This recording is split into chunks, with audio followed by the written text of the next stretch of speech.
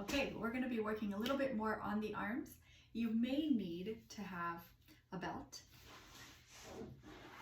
and a bolster or some kind of a pillow for your arms.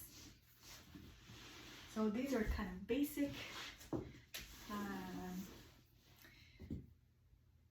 basic preparations for poses, right? So it's really getting mobility in the shoulders and learning how to keep the core stable. So in learning and starting to work with the core strength or pelvic floor strength, these are very basic but very important things that we should do to do these exercises correctly. Even if you're just going to do sit-ups and things like that, this is a great thing to practice. So I want to lay down on the mat. My feet are flat on the floor. I have the support of the floor, so it's supporting my body onto the floor. And I start noticing that my ribs can come up and create kind of a back bend there where I can put my hands underneath, and then I can bring the ribs back down and they're in contact with the floor and I can't put my hands through anymore. So I start noticing that. I start noticing that sometimes I untuck my pelvis and I create a back bend, and I can also bring my spine to neutral, and I have, a tiny curve here in my lower back. It's not completely flattened into the ground. I don't want that for, a normal, a healthy spine. I have this little curvature here, but it's not so pronounced that I can, bring this is exaggerated, right? This is normal, where my hand doesn't necessarily go through, but I know that my spine is not flat against the floor. It has a little curve, and my ribs are in contact with the floor.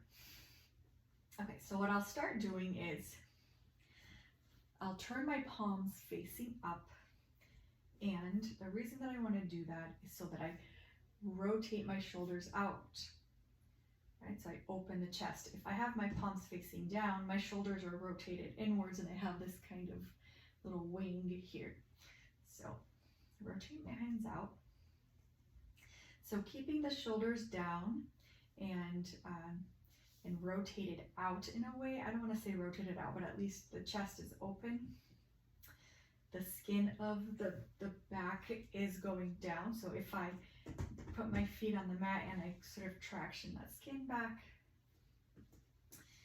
And now what I'm going to do is I'm going to lift my arms back and very slowly have them hit the bolster. And I'm going to notice that if at any point do I arch my back, right? Do I bring those ribs away from the floor? So I don't want to do that. So I want to just notice that. So I have my feet for support on the ground, and I'm going to lift my arms, and I'm going to come back to the bolster and just checking to see the mobility on my shoulders. So if I need to stack to put a chair here or a few more bolsters, that's fine. But I work here. So I see the effect on the stability of my torso, being able to maintain that healthy normal curve of the spine while I do this. So I may have to tuck a little bit. Tuck meaning the opposite of having that those ribs come up and my pelvis rotate, the top here rotate up. I want to bring the bottom of my pelvis towards the ceiling so that I rotate in a tucked position. So here we go.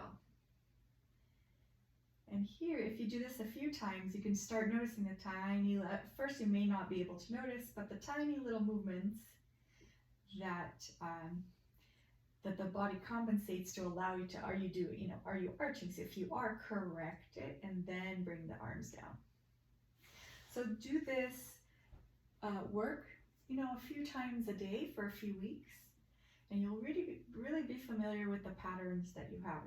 If I have to come all the way to the ground, am I helping that? If I have some kind of stiffness on my upper body, I might compensate by arching. So to really watch this arching of the back. So here, bring the arms back. and forward. And then if you want to use your belt, you could put that around your arm, right? Probably hips width or shoulder width apart. A little bit less is fine. And bring the arm back. Okay, without destabilizing the back. So without overarching or over tucking. And finally, make sure that you're not holding your breath. So you're keeping your eyes, ears, throat calm and relaxed without any tension, and you bring in the arms back. Yeah, and here again, right as the arm comes back up, you might have to tuck a little bit. So bring the top of your hips down onto the ground and just tuck a little bit. Okay? So work on that and let me know how it goes, and really explore this rotation, the flexibility of the upper body, and how much it affects in the stability of the torso in general too.